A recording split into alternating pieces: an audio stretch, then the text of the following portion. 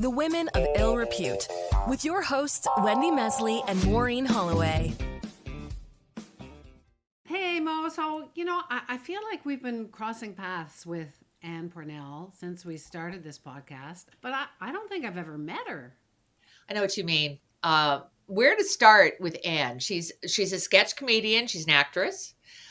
Probably best known as the host or co-host of the Great Canadian Baking Show. Yeah, so she's come up through the comedy ranks. She was at U of T, University of Toronto. Then she was at Second City, which has been around for forever, but it's still a force. It's great. And also wrote for and appeared on Baroness von Sketch. That's a whole entity in itself. We've had more comedians and writers come out of Baroness, I think, than anything other than This Hour's 22 Minutes, which Ann has also been on. She was born in the Philippines, came to Canada as a child with her family. Well, that's good. And was very intrepid. The age of 3. And last year she was recognized with one of the top 25 Canadian Immigrant Awards, which is pretty impressive, seeing as how we're a nation of immigrants. Yeah, well, all of us. You may, well, maybe not all of us. You may also know Ann from a recent feature in the Toronto Star, where it was Tracy Moore, Meredith Shaw, and Lauren Chan, and discussed being a plus-size woman of color while looking very glamorous. Well, yes, glam is important to Ann. She's loud, she's proud, she's a force of nature. We are very excited to, at last, say hello to Ann Pornel. Hello, Ann Pornel. Hello, Maureen. Hello, Wendy. God, I love hearing back my life like that. Is that your whole life? Like, spill. What did we miss? Honestly, you got the highlights. It's been a really good run for old Pornel, and I love to hear that because it reminds me of all the things I've accomplished and all the things that I have left to do, and it's just really inspiring to be also in your company. So you guys have something in common, I think. You and Mo, right? High Park? Yes. Do we have that in common? I grew up in Montreal, but I've lived here since you were born. I've lived here since 1988. Fantastic. And and I love the Hood, and I know you love the Hood. Yes. And go to all the same landmarks, although I think you're more of a Bloor West girl and I'm more of a Roncy. Oh, yes. I had a lot of friends who grew up in the Ronces area, but for me, Bloor West Village is my sort of beacon. It's where if I'm just wandering, I somehow find myself at Runnymede and Bloor, just wandering up and down those 4 corners. Yeah, and it's actually now a very cool neighborhood. But when I first moved here, it was, and this is not meant to be derogatory. It was primarily Polish and Ukrainian. A lot of houses with couches on the front porch. Yes, I love that. That to me is a sign of a good neighborhood because that means you hang out outside through the cold and the warm. So and also in the front, I don't know what's happened with that. That is an immigrant thing, to sit out front so you can say hello to your neighbors. Yes, and then there came this. I mean, my mother-in-law she came from an Anglo-Canadian background, like 10 generations, and she was like, "Oh, never sit out on your front porch where people can see you." Well, I mean, with the condos with those huge windows, you might as well just let everybody in on your porch, right? I think having that outside community is really important because then you do really get to know your neighbor and say hi and get to know one another. And I really do miss that about our contemporary world. I feel like we're all a little bit more indoors. Like on the front porch, you actually... Yeah, like I meant as a kid too. What was better than sitting on a porch with your friend and then having one of your other friends walk by and being like, "Oh, we're going to the park. Let's go." Right? That's such a cherished memory of mine, of having everyone in the same neighborhood being like, "Oh, this is where we're going now. Let's go. High Park. Let's go to Lithuania Park. Let's go." So now you're on the Greatest Canadian Baking Show, the Great Canadian Baking Show. Yeah. You're the co-host. Yes. But you don't cook. So Maureen, maybe there's hope. Not. There's hope for me. I could. No, there's no hope for you. Well, that's the beauty of host. You just have to talk. You don't have to do. You just have but to. But you love food. You just don't care to make it yourself, or you choose not. It's not that I choose not to. I live with my family, and my parents are incredible cooks. So I am spoiled. I'll take that for sure. But for me, baking is such a science, and I could never get it right. I do have a bit of a more analytical science brain. I got my degree in biological anthropology. I have my BSc, but baking was sort of that thing that I'm like, there's always something wrong. And I know what I want my cookie to be like, and it never comes out like that. So why don't I just buy it? Yeah, and your mom doesn't share recipes either, right? Like you live at No. home and she makes all this great food, but you're not learning anything? No, because the thing with home cooking, right? There's no recipe. There's no book that she has written down. It's all at the top of her head. And if I'm standing next to her, she'll be like, "Yeah, just put in some of bay leaves." And I'm like, "Well, how many?" She's like, "I don't know. Look inside." And I was like, "Well, that's not really an exact science." So if I'm standing next to her, that's when the information comes out. But it's always passively. It's never, this is what you do here and this is how much of this. And I think that's also what makes home cooking so special, is that even if you have the same recipe as your mom or your grandma or the rest of your family, it's never quite the same. It's always got that special touch when someone else makes it for you.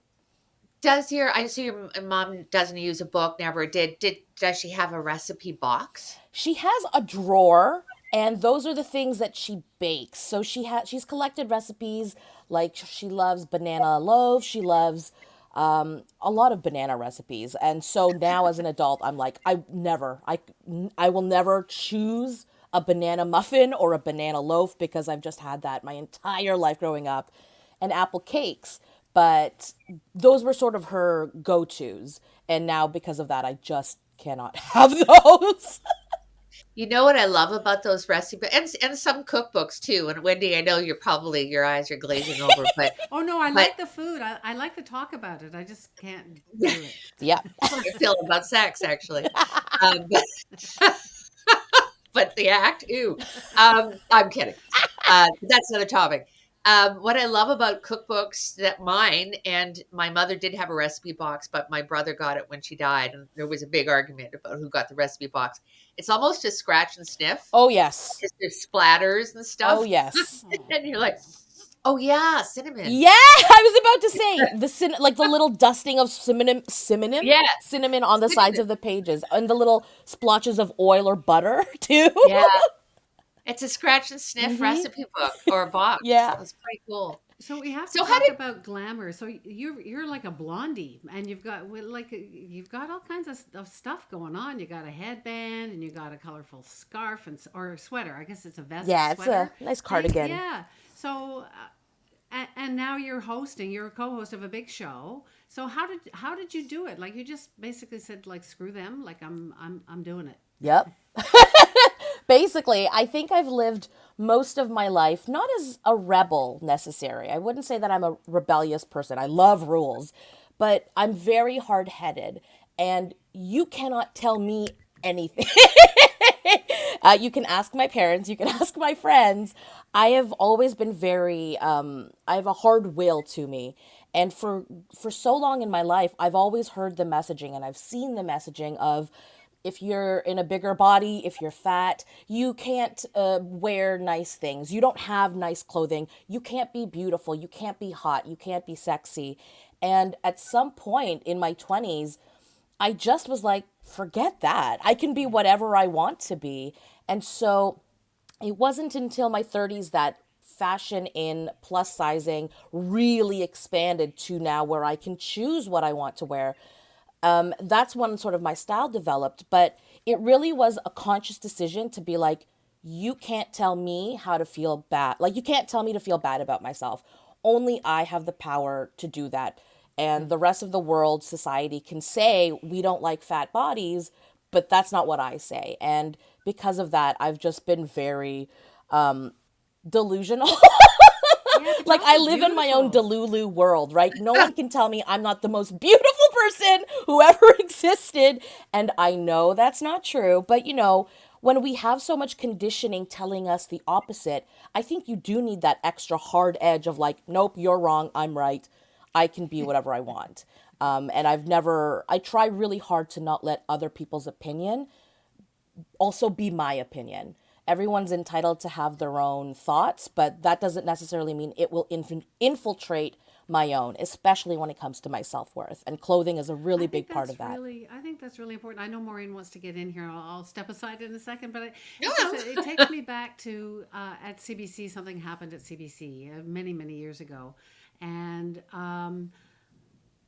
it was with another department and it was like, you are wrong and we are right. You are wrong and we are like it became much more intellectual, but that's what it came down to. It was like, I have an opinion and you might have an opinion, but I disagree and here's why. And so I'm glad that you did that. Yeah.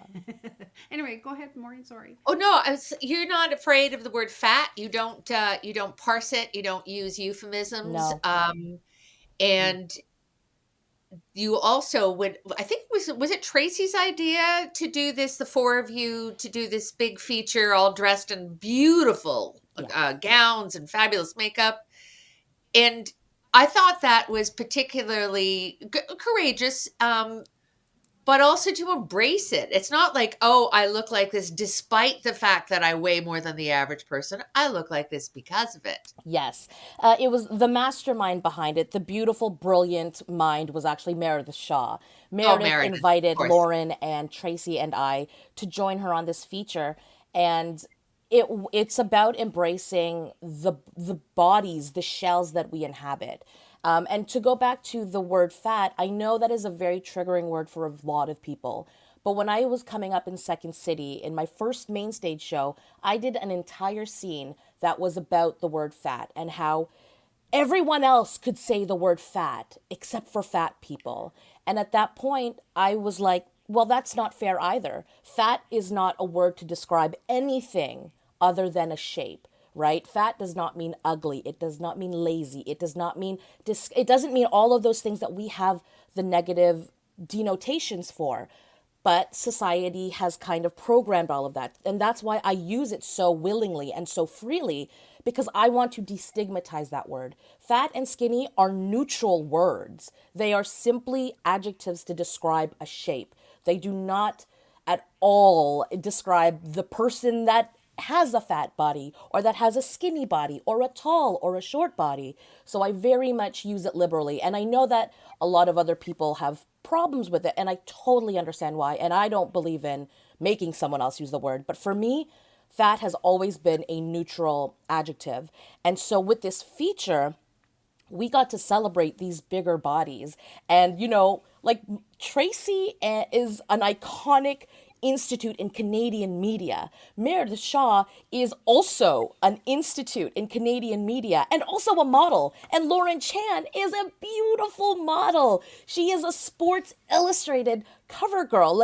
And I am a comedian and I am coming up and I am starting this journey of mine. And we all have done this. We have all succeeded, not because of our bodies, but because of everything that is within them. It's our voice, it's our brain, it's our heart, it's our talent, it's our hard work. And we also have whatever body we have. And so I think that is the most important thing. And to show it off is very important because it gives other people the imagery of these strong, talented, hardworking humans who also happen to be a little bit curvier, but also seen in a way that is very sexy. My nickname is Glam Pornel because I love all things fashion and style. And this was the first time I had seen myself looking grown, looking adult and sexy. That's the first time I felt that way about myself. And I just turned 40. So that's kind of a big deal to see myself in a different light. But that just means that someone else might also see themselves in that light. And with comedy, I have always used it as my voice, as my messaging to bring joy to people. That's all I want to do in this world is to make people smile and happy. And my body is an extension of that. My style is an extension of that. And I hope anytime someone sees a body that is different, or perhaps a body that looks like their own, they also feel inspired and think, hey, I can do that too. I can be hot as well. Why not, right? I love that you think that you're eye candy. Yeah! I think that's so great. And candy is the right word too. I got little sprinkles on my headband. That's literal candy. Yeah, and the cardigan and all the colors of the rainbow. I think that we have to wade into Ozempic. which interestingly enough, Wendy, we have not talked about, not you, but like on the Mm-hmm. podcast. And it's changing everything. And I wonder whether it's for better or for worse. And my gut feeling is it's for worse. I mean, the fact is, Ozempic at its core is a treatment and a drug for people with type 2 diabetes. It's actual medicine. And the unfortunate thing is now we're all, not all, many people are kind of using it recreationally. But I feel like once you stop, that goes away, right? Like there's a difference between a change in a lifestyle and using a drug to change your body, change the chemical balance of your actual body. And so I would be interested as to what things are going to be like in 5 years. And I have no, like, if people have the right to do what they want with their own bodies, and that's with them, right? Only you are in your own brain. When you put your head on your pillow, that's your own voice talking to you. And so I don't judge the folks who use it recreationally until it starts to get to a point where we're taking it away from people who literally actually need it for medicine. That's when my judgment goes a little bit like woo woo woo. But otherwise, I think diet culture and the fat phobic nature of our society, it's all moving so fast right now, and I don't know what it's going to be like, though I understand why people want to take it, right? We still live in a society that places greater importance and respect on those with smaller bodies. And that's a hard thing to condition yourself away from. So that's why I use the word fat. That's why I dress brightly. That's why I, pardon me, speak on podcasts. And whenever I have a platform, I use it to speak about how important it is to judge the inside too, because that needs to happen if we want to change how we see ourselves and how society talks about women's bodies in particular and larger bodies as well, because we're always going to have those things that tell us you're not enough, take this drug, go on this diet, count your points. But that doesn't matter if what's on the inside is more solid, and we don't get to a solid place without taking little Bambi steps on that thin ice, right? So I hope that there's change happening, because it still is a prejudice, the whole fat phobic thing, the whole Ozempic thing. I mean, it's so is it still the same prejudice, the same stereotypes about people? Because you just named a whole bunch of people who are doing such cool things, and everybody's got shit. Everybody's got whatever. I like Oreos, or I don't like Oreos. But people are still sort of concentrated on, well, that person's like 20, 30, 40 pounds overweight. yeah, and unfortunately, Is it changing? I mean, little by little, but change doesn't happen overnight, right? I would even say the last couple of years, we've maybe taken a step back away from the embracing the body as the vehicle that gets you through life, regardless of its shape, regardless of its ability. And we've kind of slipped back into the like heroin chic of the 90s, if we all remember that terrible time in fashion. But like, the world, unfortunately, is a hierarchical society, right? We live to balance ourselves and compare ourselves to everyone around us. And unless that changes, I don't know that we'll ever see true equality or equity between people, because it benefits someone else to make you feel bad about yourself. And that's another big part of why I don't let anyone tell me anything about myself, because I always think when I have a negative thought, who is the person that benefits from me feeling bad about myself? It's not me. It's certainly somebody else getting richer off of my sadness. And that's It's a what I think. pharmaceutical company. Yes, And so yes. there's a disconnect here, though, and I'll give her a name. It's Oprah.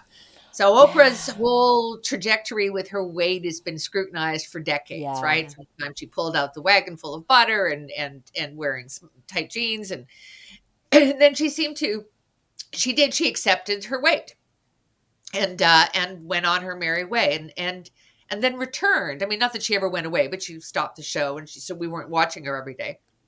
And then she came back last year, slim, or at least as slim as Oprah's ever been, and I wouldn't say unapologetically, but semi-apologetically admitted that she had been using Ozempic. Or I don't even know if she named it, but she did say that it had been a drug-induced transformation. And so I listen to you and I agree with everything you say, but the person who's been considered, the oracle of our times has turned around and said, yeah, well, never mind. Yeah. And that changed everything. I mean, she single-handedly made Ozempic okay. Yeah. And I think for me, what that shows is how hard and how deep it has affected someone like Oprah, right? On the surface, Oprah has had it all. She's had a respected career. She's had a long career. She is the face of so much, right? We think of her as this perfect being, but Oprah is flawed. Oprah is human, and the weight loss being so scrutinized over her whole life and also being massively rich cannot there comes a level of success where you're not on level ground anymore. And so I think with excuse me, highly successful and highly visible people, I give a lot of grace to her because I don't think I could ever live 40 years of my career being so speculated upon. And so I don't blame Oprah at all for the choices that she's made because frankly, us as a society, journalism, media has made it so Oprah, not even Oprah, wonderful, we think perfect Oprah can be okay with her body. That's how deep and that's how insidious fat phobic culture is. And for me, I look at that as okay, well, Oprah lost weight.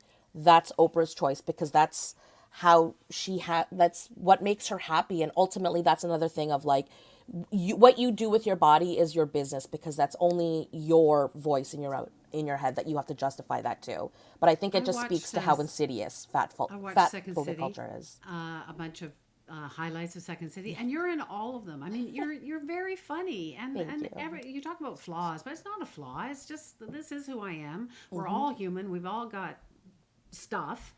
So, and we all deal with it in different ways. But why is comedy so important? Why have you? Because you said that you're a science chick, but you went towards comedy. Why?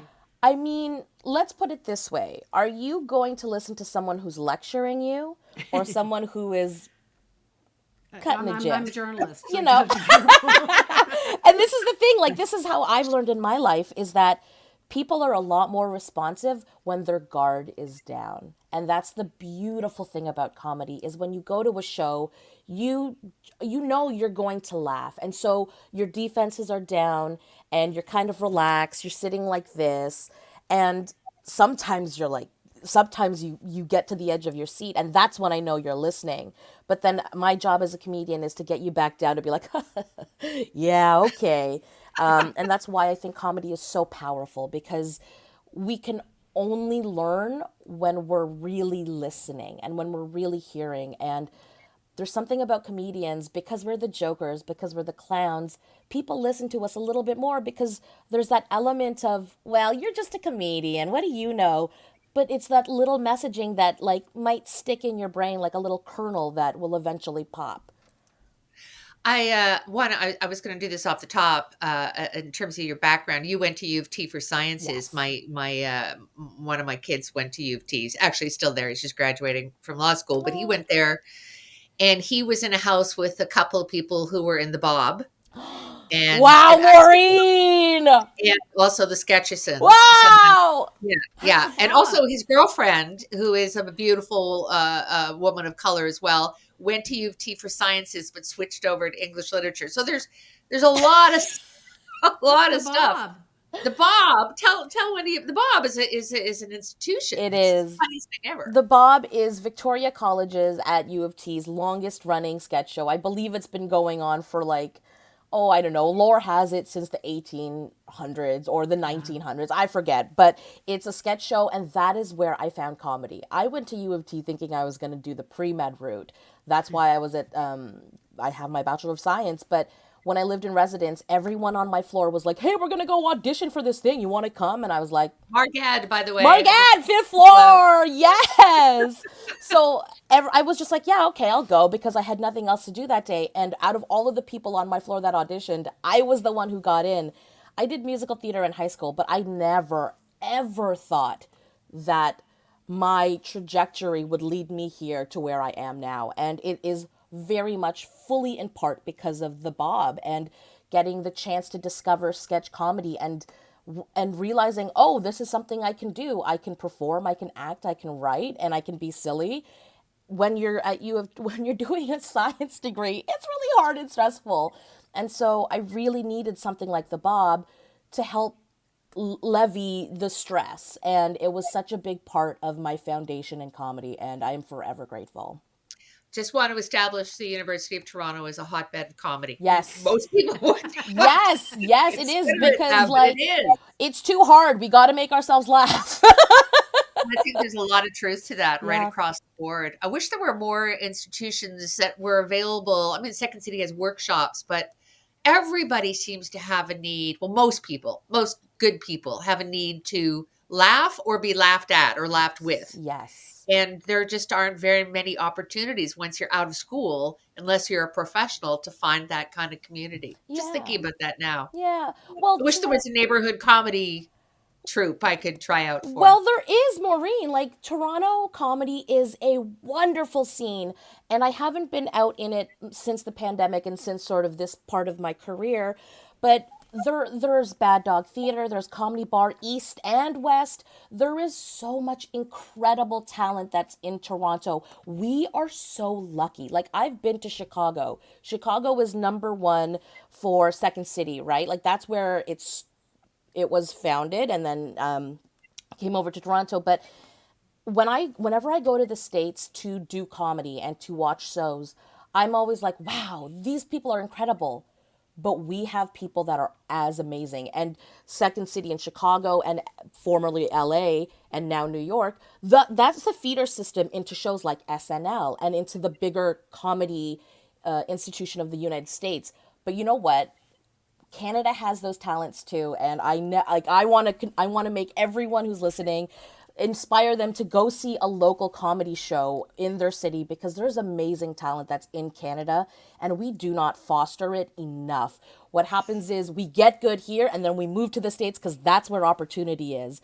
But we in Canada are so lucky to have the brains and the talent that So we are you have. staying here forever? Like, I pledge allegiance to Canada? when I you would go back? love to pledge allegiance to Canada, but we'll go where the jobs are. Like, and it's tough. It's so tough to carve a career out, but I have been very intentional with my choices. And many years ago, I had that idea of like, well, do I go to LA? I would be starting from the bottom again, but at least there's more opportunities. But luck, as it were, has given me a great hand here. And instead of leaving the country, I would love to help foster and promote comedy in Canada and the wonderful, incredible talent that we have here.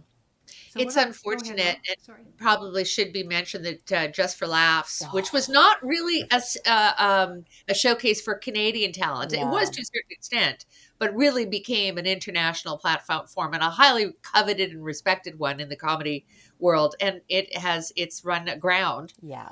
in terms of financial troubles. And as of press time, I love saying that. Yeah.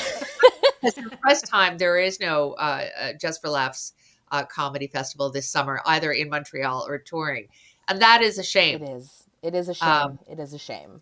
But it also creates an opening for something else. I would hope, right? I think when a big institution like that shutters momentarily, hopefully this is just a temporary hiatus, it leaves room for more things to grow. And I've always believed in that. And also, where there's a need, we'll find a thing to replace it. But JFL was one of the very few opportunities that Canadians had to say, hey, this happens in Canada and here's some of our talent. It really did become very dominated with American acts, unfortunately. But, there were still Canadians on that lineup. I went to JFL with Second City in a show called She the People in 2019, and we had a week-run show, and it was incredible. And so I'm so proud to say that I got to be part of Just for Laughs, JFL in Montreal.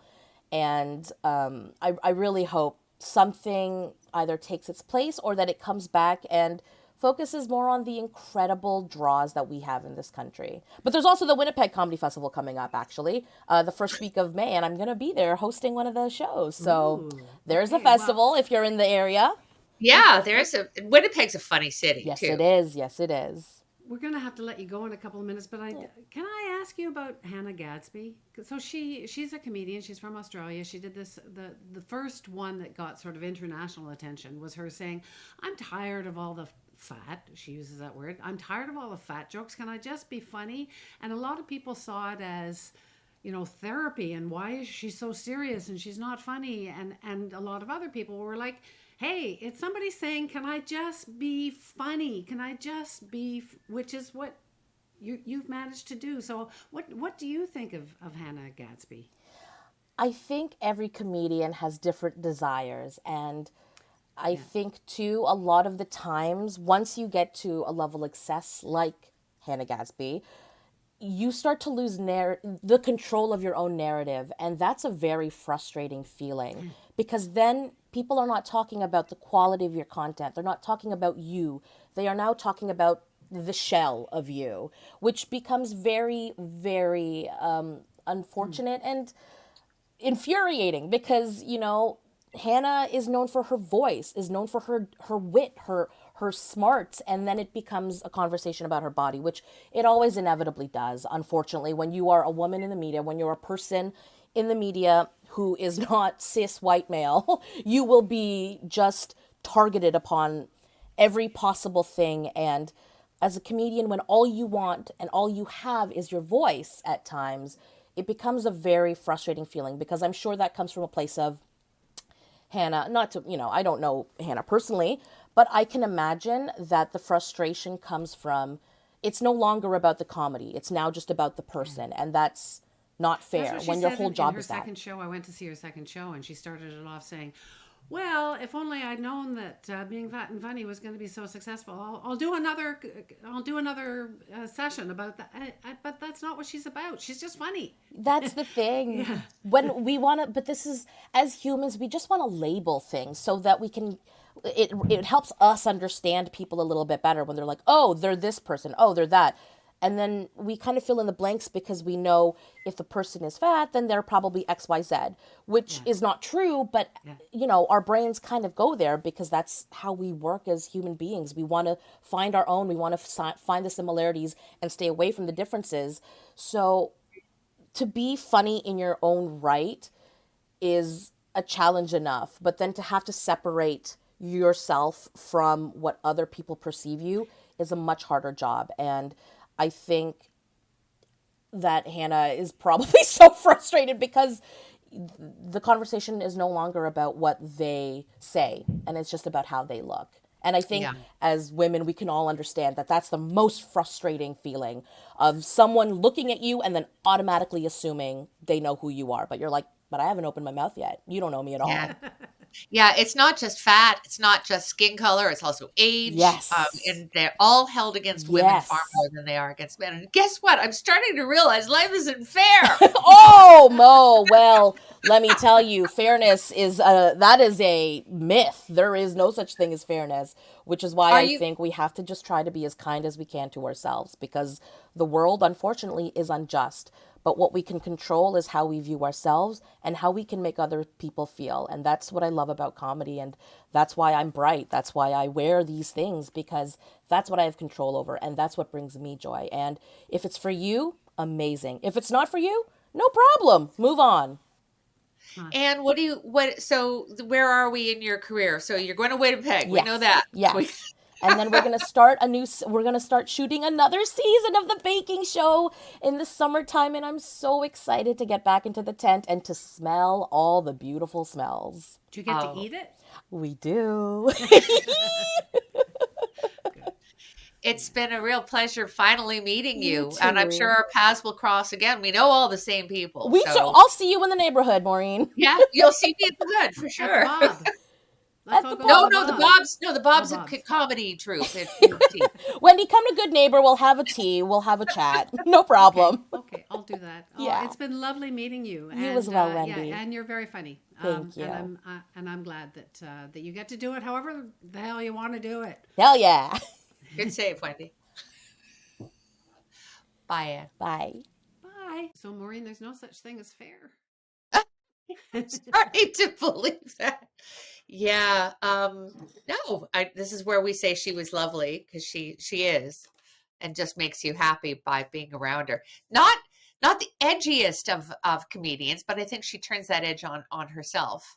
I was just thinking about comedians who, like, I was thinking of Phyllis Diller, because she used to dress up in a costume that was quasi glam, but of course was meant to be ridiculous looking, and Anne is certainly not about that. But Phyllis Diller also didn't start doing stand-up till she was like in her late 40s, which is remarkable. Yeah, so this is a really stupid question, but I wanted to ask, what is the difference between sketch comedy and improv? Like, is there any improv in sketch? Yeah, well, I think there can be. But improv is a highly respected.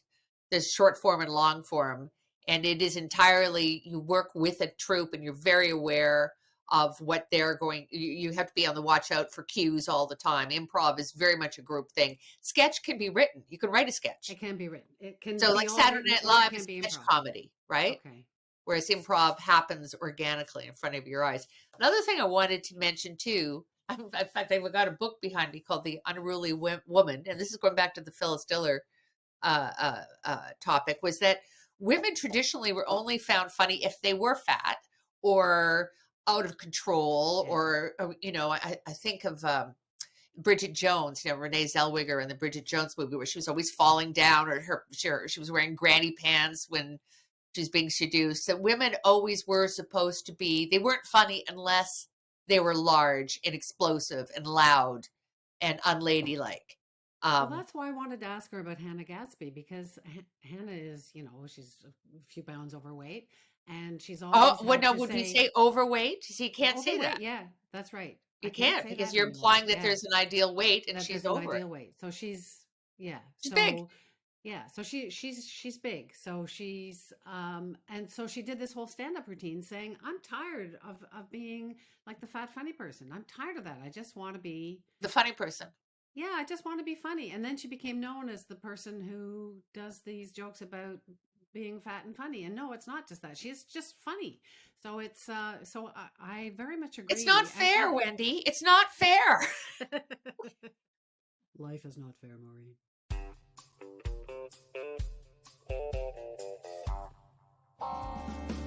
Women of Ill Repute was written and produced by Maureen Holloway and Wendy Mesley, with the help from the team at the Sound Off Media Company and producer Yet Belgraver.